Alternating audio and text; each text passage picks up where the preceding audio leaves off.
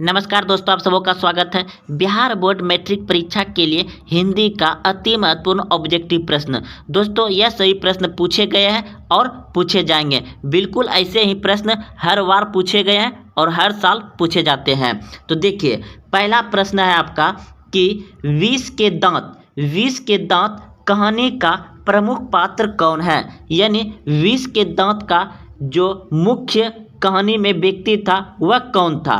तो इस प्रश्न का अगर आप सी सोचे हैं तो बिल्कुल सही सोचे थे, खोखा। विष के दांत कहानी का प्रमुख पात्र कौन थे? खोखा। ऑप्शन नंबर सी बिल्कुल सही है।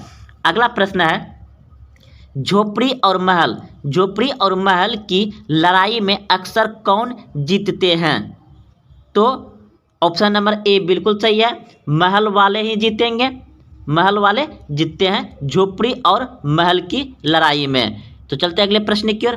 प्रश्न है आपका, विष के दांत कहानी के रचयिता कौन है? विष के दांत कहानी के रचयिता कौन है?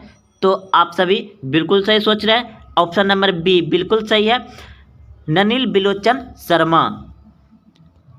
अगला प्रश्न है, सीमा, रजनी, आलो, सेल्फी, आरती पांचों किसकी बहन थी? तो ऑप्शन नंबर डी बिल्कुल सही है, सेन साहब की थी पांचों बहन, सेन साहब की। अगला प्रश्न है आपका, अक्षरों की कहानी किसकी रचना है? अक्षरों की कहानी किसकी रचना है? तो गुणकर मूलों का। ऑप्शन नंबर बी बिल्कुल सही है। यह प्रश्न भी देखिए 2020 में पूछा गया है। अक्षरों की कहानी किसकी रचना है? गुणकर मूलों का। ऑप्शन नंबर बी सही है। अगला प्रश्न है, नागरी लिपि पाठ साहित्य की कौन विधा है? नागरी लिपि पाठ की साहित्य कौन विधा है? तो इस प्रश्न का उत्तर हो जाएगा आपका ऑप्शन नंबर ए बिल्कुल सही है, निबंध। अगला प्रश्न है आपका कि रामायण की रचना किस भाषा में हुई? रामायण की रचना किस भाषा में हुई? तो इस प्रश्न का उत्तर हो जाएगा आपका ऑप्शन ए बिल्कुल सही सोचे थे, संस्कृत भाषा में। अगला प्रश्न है कि नागरी लिपि शीर्षक पाठ साहित्य की कौन विधा है? तो इस प्रश्न का उत्तर हो जाएगा आपका ऑप्शन नंबर बी बिल्कुल सही है, निबंध। नागरी लिपि क्या है? निबंध है। अगला प्रश्न है आपका कि तमिल, मलयालम, तेलुगु, कन्नड़ भाषाएं हैं। तो इस प्रश्न का उत्तर हो जाएगा आपका दक्षिण भारत की भाषाएं। ये दक्षिण भारत की भाषाएं हैं। तमिल, मलयालम, तेलुगु, कन्नड़ ये सभी भाषा दक्षिण भारत में बोले जाते हैं, जिसे आप सब साउथ मूवी के नाम से जानते हैं। अगले प्रश्न है कि निबंध के लेखक है। निबंध के लेखक है। तो इस प्रश्न का उत्तर हो जाएगा आपका गुणकर मूलो। अगला प्रश्न है, वेतमा दान पत्र किस समय का है? तो इस प्रश्न का उत्तर हो जाएगा आपका ऑप्शन नंबर ए बिल्कुल सही है, 1020 ईस्वी। ऑप्शन नंबर ए सही है। प्रश्न है, हिंदी लिखी जाती है। हिंदी लिखी जाती है। तो हिंदी लिखी जाती है देवनागरी लिपि में। ऑप्शन नंबर ए बिल्कुल सही है, हिंदी लिखी जाती है देवनागरी लिपि में। अगला, बहादुर अपने घर से क्यों भागा था? बहादुर अपने घर से क्यों भागा था? तो इस प्रश्न का उत्तर हो जाएगा ऑप्शन नंबर सी बिल्कुल सही है, मां की मार के कारण। मां की मार के कारण बहादुर अपने घर से भागा था। अगला प्रश्न है आपका कि अमरकांत लिखित कहानी का नाम है। अमरकांत लिखित कहानी का नाम है। तो इस प्रश्न का उत्तर हो जाएगा आपका ऑप्शन नंबर डी बिल्कुल सही है, बहादुर।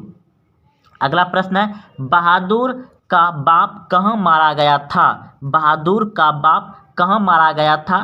तो ऑप्शन नंबर ए बिल्कुल सही है, युद्ध में। बहादुर का बाप कहाँ मारा गया था? युद्ध में। अगला प्रश्न है, बहादुर से मार खाकर भैंस भागी भागी किसके पास चली गई? बहादुर से मार खाकर भैंस भागी भागी किसके पास चली गई? तो इस प्रश्न का उत्तर होगा आपका ऑप्शन नंबर बी बिल्कुल सही है, मां के पास। ऑप्शन नंबर बी सही है, मां के पास चली गई। प्रश्न है, बहादुर को लेखक के घर कौन लाया था? बहादुर को लेखक के घर कौन लाया था? तो ऑप्शन नंबर बी बिल्कुल सही है, लेखक का साला। अगला प्रश्न है, बहादुर पर कितने रुपए की चोरी का इल्जाम लगाया था? बहादुर पर कितने रुपए की चोरी का इल्जाम लगाया था? तो इस प्रश्न का उत्तर हो जाएगा आपका ऑप्शन नंबर बी बिल्कुल सही है, 11 रुपए की। अगला प्रश्न है, बहादुर लेखक के घर से अचानक क्यों चला गया? बहादुर लेखक के घर से अचानक क्यों चला गया? तो इस प्रश्न का उत्तर हो जाएगा आपका ऑप्शन नंबर सी बिल्कुल सही है, स्वयं के प्रति लेखक तथा उसके घर वालों के व्यवहार में आए परिवर्तन के कारण। ऑप्शन नंबर सी सही है। अगला प्रश्न है आपका, लेखक के रिश्तेदार ने बहादुर पर क्या आरोप लगाया? लेखक के रिश्तेदार ने बहादुर पर क्या आरोप लगाया? तो इस प्रश्न का उत्तर हो जाएगा ऑप्शन नंबर ए बिल्कुल सही है, पैसे चुराने का, पैसे चुराने का।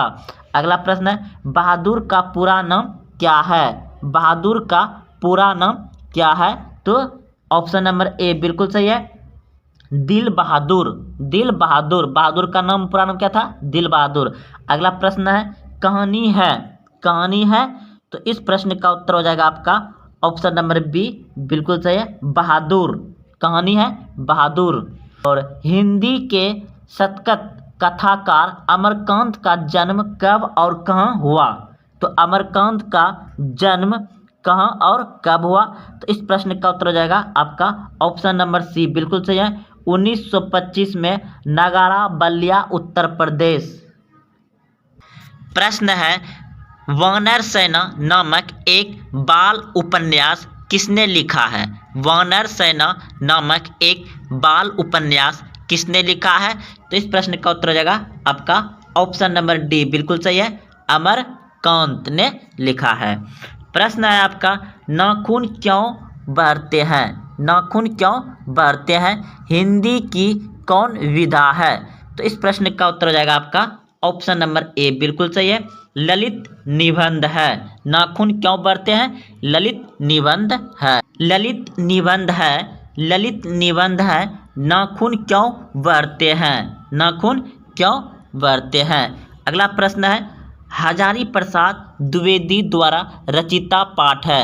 हजारी प्रसाद द्विवेदी द्वारा रचिता पाठ है। तो नाखून क्यों बढ़ते हैं? नाखून क्यों बढ़ते हैं किसने लिखा है? हजारी प्रसाद द्विवेदी द्वारा लिखा गया है। अगला प्रश्न है, नाखून प्रतीक है। नाखून प्रतीक है। तो ऑप्शन नंबर ए बिल्कुल सही है, पाशविक वृत्त का है कि मछली शीर्षक पाठ के लेखक कौन है? मछली शीर्षक पाठ के लेखक कौन है? तो इस प्रश्न का उत्तर हो जाएगा आपका ऑप्शन नंबर सी। अगर आप सोचे थे तो बिल्कुल सही सोचे थे, विनोद कुमार शुक्ल। अगला प्रश्न देखिए, मछली शीर्षक पाठ साहित्य की कौन विधा है? मछली शीर्षक पाठ साहित्य की कौन विधा है?